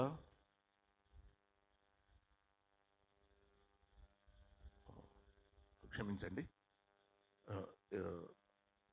ప్రేయర్ ఐటెం అయిపోయింది, ఇంకొక ఐటెం స్టార్ట్ అయింది. ఆరో విషయం, నాలుగో విషయం ఏమో లైఫ్ ఆఫ్ ఫెయిత్, ఐదో విషయం లైఫ్ ఆఫ్ ప్రేయర్, ఆరో విషయం ఏంటంటే ఈ was a man of simplicity and humility. అది సింప్లిసిటీ అండ్ హ్యూమిలిటీ అంటే అంటే ఆయన కోచ్ గారు ఏం లేక అర్నెస్ట్ వెల్బర్న్ గారు ఏం చెప్పారంటే భక్సింగ్ గారు పేదవాళ్ళ మధ్యలో పరిచయం చేస్తూ వచ్చారు. అంశం ఏంటి? ఈ was a man of simplicity and humility. సాధారణమైనటువంటి వ్యక్తిత్వం, దీనత్వం కలిగినటువంటి వాడు. కాబట్టి ఆయన పేదవాళ్ళ దగ్గర పరిచయం చేశారు, గొప్ప వాళ్ళ దగ్గర పరిచయం చేస్తారు. మనకు తెలుసు, చాలాసార్లు చెప్పుకున్నాం. ఆయన ఆరంభంలో ఆయన పరిచర్య పొందినటువంటి వారు లేక ఆయన ఎవరి మధ్య పరిచయం చేశారంటే స్వీపర్స్, రోడ్డు వచ్చే వాళ్ళు. చాలా చెప్పుకున్నాం మనం ఆరంభంలో. రోడ్డు ఊడ్చే వాళ్ళ మధ్యలో ఆయన పరిచయం చేస్తూ వచ్చారు. అదే సమయంలో గొప్పవారి మధ్యలో పరిచయం చేస్తూ వచ్చారు. కాబట్టి అటువంటి ఆయన. అంత మాత్రమే కాకుండా ఇంకొక కోషి గారు ఇంకొక విషయాన్ని చెప్తా ఉన్నారు. అంటే ఆయన సింప్లిసిటీ గురించి ఏంటంటే 74లో మెడ్రాస్ కాన్వకేషన్లో ఉన్నప్పుడు ఎంత హంబుల్, ఎంత సింపుల్ అంటే ఆయన చివరి రోజు కాన్వకేషన్ అయిపోయి చివరి రోజు దినాల్లో లేక చివరి రోజులో ఆయన పడుకున్నాడు 3 గంటలకు. ఎన్ని గంటలకు? తెల్లవారుజాము 3 గంటలకు. వచ్చిన వాళ్ళు పోతూ ఉంటారు కదా, అయిపోయింది కాన్వకేషన్, పోతూ ఉన్నారు. 15 నిమిషాలకు ఒకసారి, ఇప్పుడు బుగ్గ నుంచి కొంతమంది పోయారనుకోండి, వాళ్ళు పోయి బ్రదర్ మా కొరకు ప్రార్థన చేయండి. అలసిపోయి పడుకుంటాడు కదా, లేచి ప్రార్థన చేసేవాడు. మళ్ళీ పడుకుంటాడు. మళ్ళీ ఒక 15 నిమిషాలకు తాడిపత్రిలో పోతారు అనుకోండి, మళ్ళీ లేచి ప్రార్థన చేసేవాడు. ఆయనే అలసిపోయి పడుకున్నాడు కదా, ప్రార్థన చేసేవాడు. ఇంకొక 15 నిమిషాలకి అనంతపురం నుంచి పోయిన వాళ్ళు వస్తారు, వాళ్ళకి ప్రార్థన చేస్తారు. ఇదంతా చూస్తూ ఉన్నాడు. అంటే ఒకే రూమ్లో ఉన్నారు కోషి గారు ఆయన. భక్సింగ్ గారితో అన్నారంట, వై బ్రదర్, ఎందుకు ఎవరికొరకు చెప్తే వాళ్ళు ప్రార్థన చేసి పంపిస్తారు కదా, మీరైనా ఎందుకు వాళ్ళు ఆయన డిస్టర్బ్ చేయాలా అని చెప్పేవాడంట. అయితే భక్సింగ్ గారు చెప్పేవారంట, ఏం చెప్పేవారంటే no no no, it is not good. ఇంతకంటే మనం ఏం చేయగలం వాళ్ళకు? ఈ పరిశుద్ధులకి ప్రార్థన చేసి పంపించే దానికంటే ఇంకేం గొప్ప పని చేస్తాం అనేవాడంట. అంటే ఎటువంటి మనసు కదా. మనమేమంటాం, ఎవరితో ఒకరితో చేసుకుని పోవు అంటావు కదా. మన వైఖరి అంతా అట్లా అలాగే ఉంటుంది. అంత ఓపిక ఉంటుంది మనకి. అది భక్సింగ్ గారు అంటే is so simple, so humble. కాబట్టి అటువంటి వ్యక్తిత్వం కలిగినటువంటి వారు భక్సింగ్ గారు. కాబట్టి ఇక్కడ మనం గమనించినట్లయితే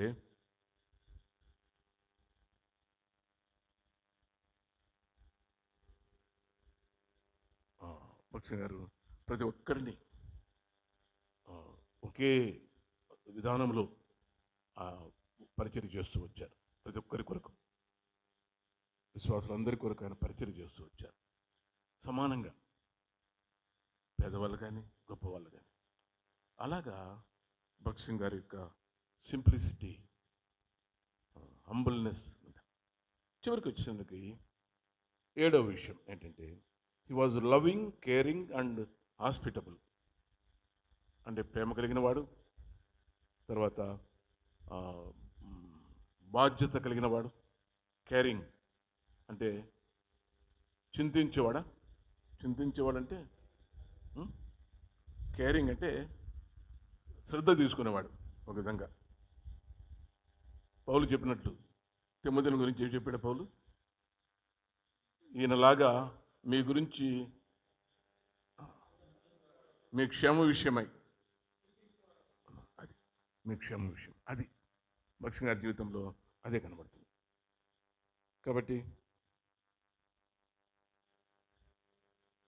అంటే ఎలాంటి స్వార్థం లేకుండా నిస్వార్థంగా, మరి శ్రద్ధతో, భారం కలిగి, భారం భరిస్తూ, విశ్వాసాల కొరకు వారిని ప్రేమిస్తూ, వారికి పరిచర్య చేస్తూ వచ్చారు.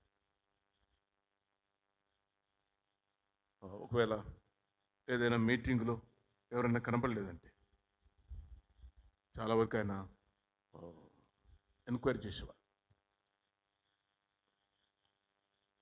పట్టించుకున్నాడు, పట్టింపు కలిగినటువంటి వాడు. అలాగా అంటే వ్యక్తిగతంగా ఆయన ప్రతి ఒక్కరి విషయం భారం తీసుకునేటువంటి వాడు. అంటే ఆయన అందరినీ ఆయన తను మోసేవాడు అనొచ్చు. రకంగా మోసేవాడు, అందరి భారములు మోసేవాడు. అంతేకాకుండా చివరికి మనము గమనించినట్లయితే, అందుకే భగత్ సింగ్ గారు తన చిరాగృహానికి వెళ్ళినప్పుడు చాలామంది ఎంతో ఆప్యాయతతో, ప్రేమతో ఆయన గురించి జ్ఞాపకం చేసుకున్నారు అనొచ్చు. No one ever fill the place of this great man of God. ఎవరు కూడా ఈ గొప్ప దైవజన్ని స్థానాన్ని నింపలేరు అన్నట్టు చెప్తూ వచ్చారు. చివరికి వచ్చినట్లయితే దైవజనులు చెప్పేది ఏంటంటే, భగత్ సింగ్ గారు కూడా పౌలులాగా చెప్పేటువంటి యోగ్యత కలిగిన వాడు. ఏమని చెప్పేది మనకు తెలుసు కదా. 1 కొరింథీ 11:1 ఏముంది చదవండి. 1 కొరింథీ 11:1 చదవండి గట్టిగా. అది ఆ మాట చెప్పేదానికి భగత్ సింగ్ గారు యోగ్యుడు అని చెప్తారు దైవజనులు. అది కోషి గారు ఆశించింది ఏంటంటే, may his life influence and inspire us to live like Christ so that he may be magnified and glorified in and through అస్.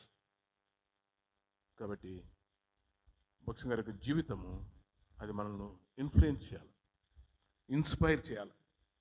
అదే ఆయన ఆశ. కోషి గారు ఆయన ఆశపడింది. తద్వారా యేసుప్రభు వారి యొక్క జీవితము, లైఫ్ మన ద్వారా బయలుపరచబడాలి. అది కాబట్టి ఈ తలంపుతో మనం ముగించుకుందాం. 7 విషయాలు జ్ఞాపకం చేసుకున్నాం కదా. భగత్ సింగ్ గారి యొక్క పర్సనల్ లైఫ్ ఎలాగున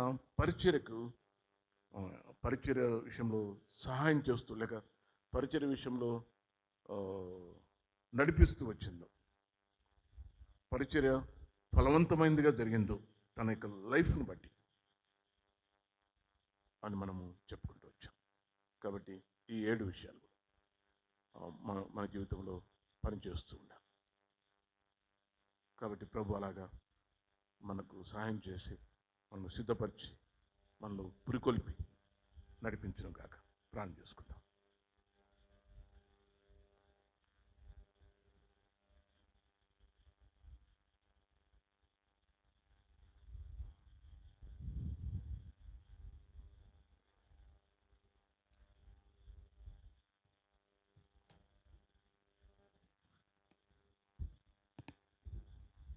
ప్రేమగల మా పరలోకపు తండ్రి, యేసు ప్రభు వారి పరిశుద్ధమైన నామమున మీకు వందనాలు చెల్లిస్తున్నాం.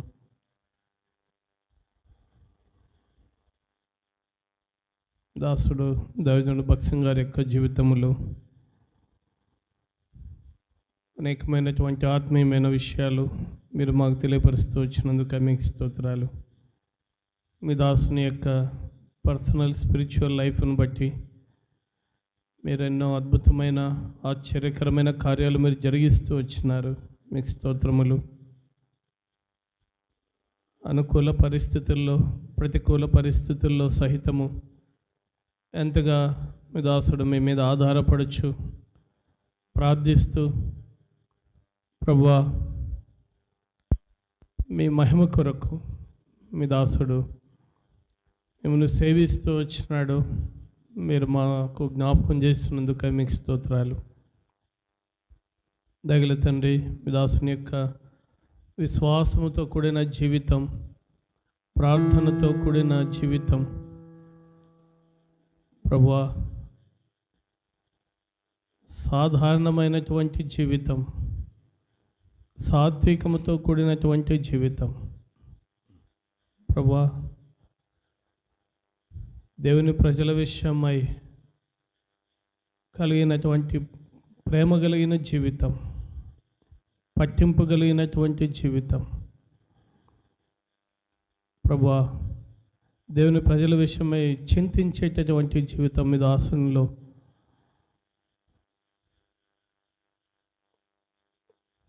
కలిగి ఉంటుండగా మీరు ఎన్నో కార్యాలు మీరు జరిగిస్తూ వచ్చినారు. మీకు వందనాలు చెల్లిస్తున్నాం. అనేకసార్లు మేము మాలో ఉన్న మా విశ్వాసములో ఉన్న లోపమాన్ని బట్టి అనేక పర్యాయాలు మా అక్కర్లు తెలియపరుచుకునేటటువంటి వారుగానే ఉన్నాం. కనికరించుము, క్షమించుము తండ్రి. ఏ రూపములో కూడా మా అక్కర్లు, పరిచరణ గూర్చిన అక్కర్లు, సంఘమును గూర్చిన అక్కర్లు ఇతరులకు ఎవరికి తెలియపరచకుండా మీకే తెలియపరుస్తూ మీ మీదనే ఆధారపడుతూ విశ్వాసముతో యాత్రలో ముందుకు సాగడానికి మీరే మాకు సహాయం చేయమని ప్రార్థిస్తున్నాం. దేవా, కనికరించి మీరే కృప చూపించు. మీ నామానికి మీరు మహిమ కలిగించుకో, మీ ఉద్దేశాలు నెరవేర్చుకో. అడుగడుగున ఏ రీతిగా అయితే మీ దాసుడు ప్రార్థన పూర్వకముగా మీ మీద ఆధారపడిచి ముందుకెళుతూ వచ్చినాడు, అలాగ మాకు కూడా నేర్పించి అలాగ మీరే మమ్మల్ని నడిపించవలసిందిగా ప్రార్థిస్తున్నాం. దేవా, మీరే మేలుకై జ్ఞాపకం చేసుకోనండి. మీ దాసుని మీరు నిలబెట్టుకొని మీరు వాడుకున్నందుకే మీకు స్తోత్రాలు. దయగల తండ్రి, రాగలిగిన ప్రజలను బట్టి మీకు స్తోత్రాలు. దినం ఇంకా అనేకులు రాలేకపోయారు, మీరే కనికరించి అనేకులను మీరు ప్రేరేపించి మీరు తీసుకొని రండి ప్రభా. సరే, ముగించుకుని మా ప్రియులు వారి గృహాలకు వెళ్ళినాయించుండగా క్షేమంగా మీరే నడిపించు. మీ కాపుదల భద్రత దాయిచ్చి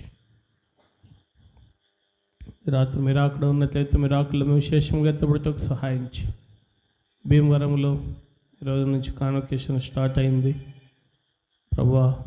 అక్కడ నిలబడేటటువంటి మీ దాసులైన వారిని ఈరోజు మీ దాసుడు కురియన్ గారు, జయరాజు గారు వెళ్ళారు. మీ దాసులు మీరు బలపరిచి వాడుకున్నందుకు కొరకే మీకు స్తోత్రాలు ప్రభువా. తిరిగి రేపటి నుండి సోడు శామ్యుల్ మనోహర్ గారు, ఇంకా జాన్ విక్టర్ గారు, ఇంకెవరెవరైతే నిలబడుచున్నారో వారిని మీరు బలపరిచి వాడుకోనండి.